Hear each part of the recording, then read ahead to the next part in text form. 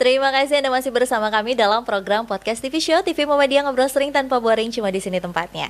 Ini Mbak Kori tadi tuh saya udah ngasih janji ke pemirsa TVmu kalau kita bakalan ngebahas nih selama 10 tahun ada Yayasan Peduli Kucing ini nggak mungkin nggak ada hambatan.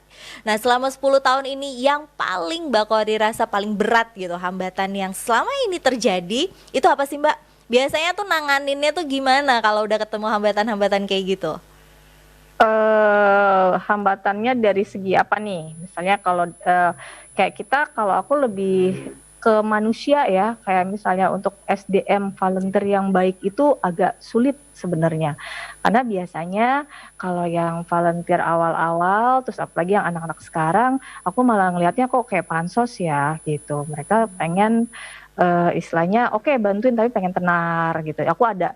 Sementara di Peduli Kucing sendiri kita tuh prefer kalau bisa yang kelihatan kasusnya aja atau programnya aja orangnya nggak usah gitu. Jadi aku tuh pengen yang penting kalau emang jadi volunteer ya dia emang benar-benar tulus, dan itu agak sulit. Dan kebanyakan juga kendalanya satu, mungkin pas udah nikah, udah mulai punya anak gitu kan, karena kan udah 10 tahun ya, jadi yang dulunya kuliah segala Mbak aku udah, jadi ada keterbatasan waktu, tapi mereka tetap komitmen dengan cara yang berbeda. Misalnya Mbak kalau misalnya aku handle bagian keuangannya deh, oke boleh gitu. Atau kalau misalnya Mbak, dan makanya aku akhirnya membatasi rescue karena kebanyakan untuk volunteernya aja tuh perempuan, jadi lebih terbatas lagi gitu kan kalau perempuan kan. Emang anggotanya hampir semua mayoritas itu yang benar-benar pure volunteer itu 90% perempuan, laki-laki itu jarang di kucing. Oke. Mungkin bentuk cintanya berbeda gitu ya. Kalau perempuan itu rasa kasih sayangnya tuh besar gitu kali ya. Jadi lebih peduli terhadap hewannya tuh mungkin lebih tinggi atau gimana sih Mbak?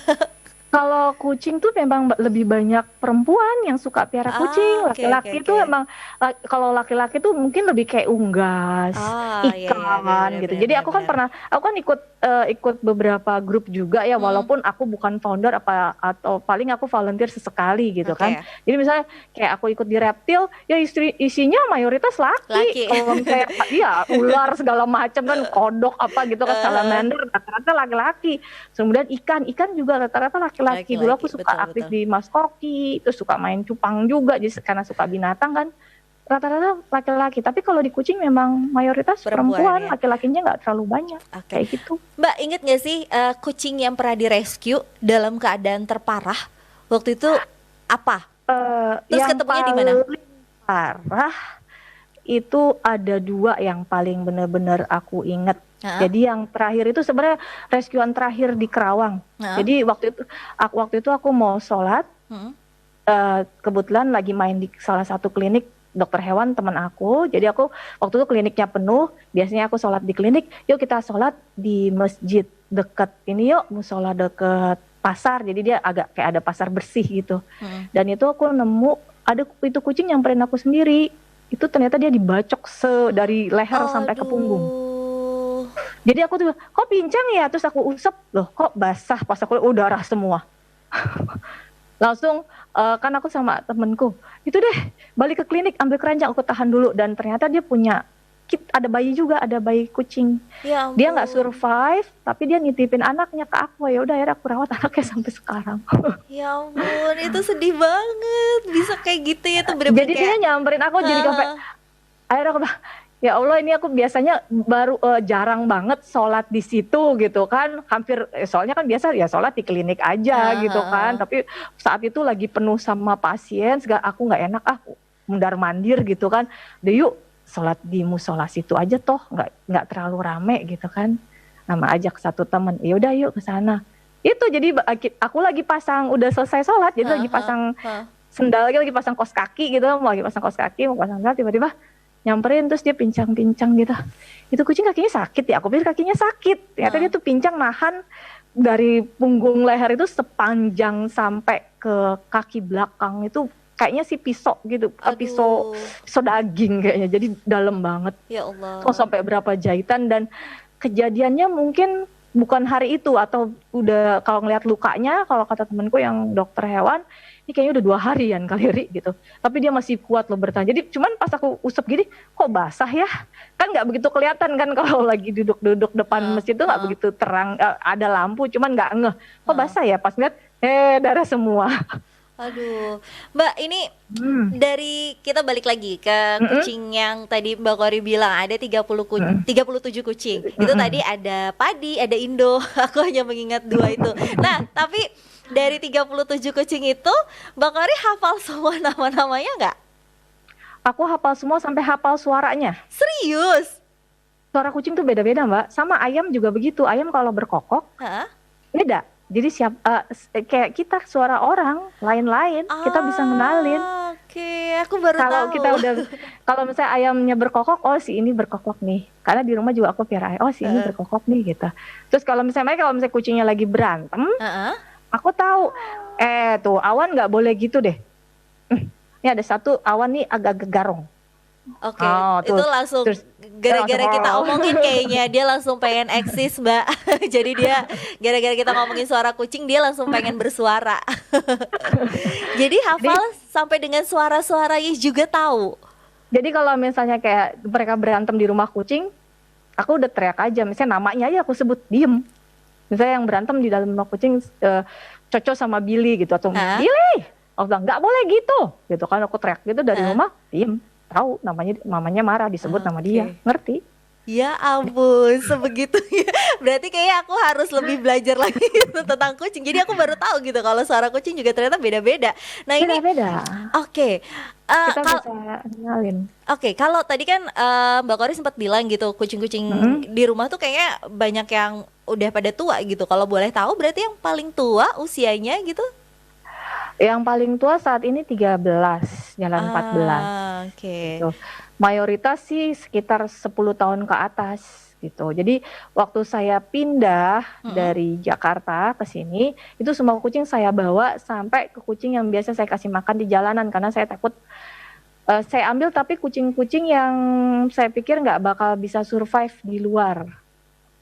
Oke. Jadi kucing yang sudah berumur kan istilahnya nanti takutnya mereka nggak bisa cari makan lagi dan nggak bisa fight. Tapi kalau misalnya yang kucing-kucing masih kuat-kuat, yang kayak kucing-kucing jantan gitu kan, mereka masih bisa cari makan sendiri, masih segar, ya nggak apa-apa. Aku bilang, ayo maaf ya, aku nggak ajak, tapi kamu bisa survive toh.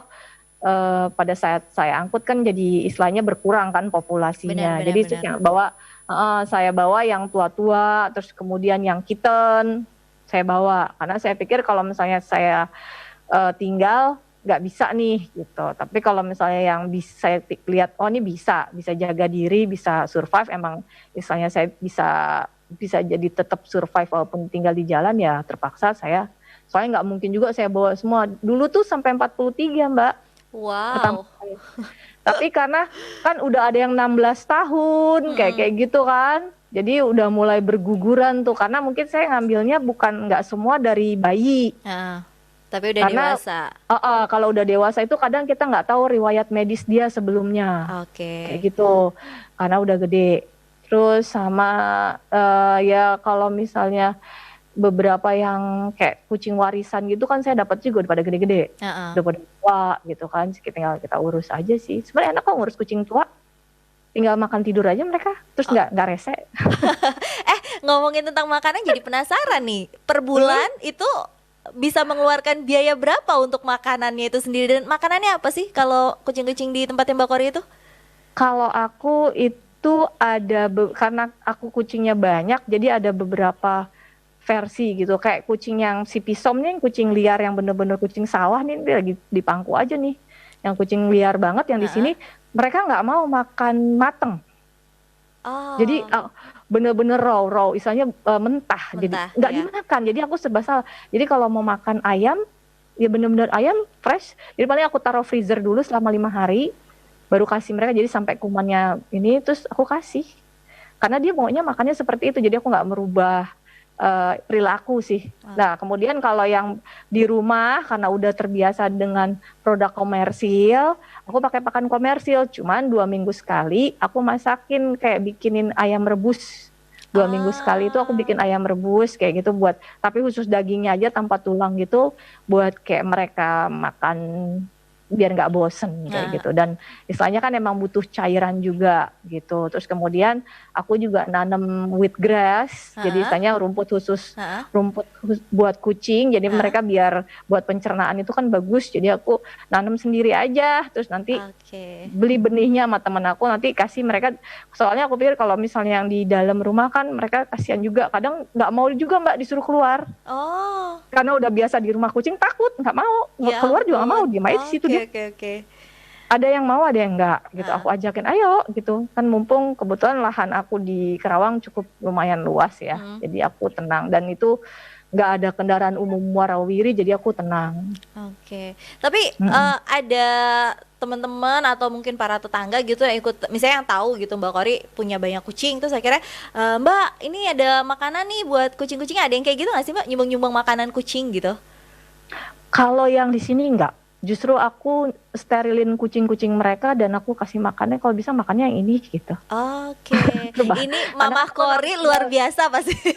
Karena tinggalnya memang aku di pelosok gitu. Jadi dan aku juga tetangga tuh jauh-jauh. Jadi makanya aku bilang aku sekeliling sawah, beneran sawah.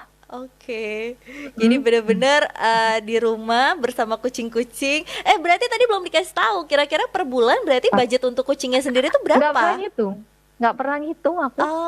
Soalnya kayak sekarang aja aku masih nanganin rawat jalan itu 4 karena udah tua. Itu ternyata ada 2 yang mulai kelihatan kayaknya gejala cancer, 2 ekor. Terus kemudian 1 ekor itu udah treatment liver, 1 lagi udah treatment ginjal karena emang umurnya udah pada tua kan. Jadi tapi belum parah, jadi masih rawat jalan aja. Jadi paling aku bawa ke, yang penting aku tetap periksa darah, terus kalau misalnya itu kasih makanan khusus, treatment khusus, obatnya juga aku prefer obat herbal karena aku pikir umurnya kan udah ini ya, udah sepuh semua nih kucing yang sakit ini gitu. Jadi ya udah gitu aja, dirawat aja terus pokoknya sampai komitmen. Yang penting mah komitmen, jadi komitmen keuangan, komitmen sampai ajal memisahkan kalau aku lebih kayak gitu. Luar biasa. Oke, baik Mbak Kori, nanti aku bakalan nanya-nanya lagi nih seputar tentang Yayasan Peduli Kucing, tentang orang-orang yang ingin menyumbang itu kalau misalnya bisa menyumbang tuh kemana. Tapi di segmen berikutnya, untuk itu jangan kemana-mana, tetap di podcast TV Show TV Muhammadiyah, ngobrol sering tanpa boring, cuma di sini tempatnya.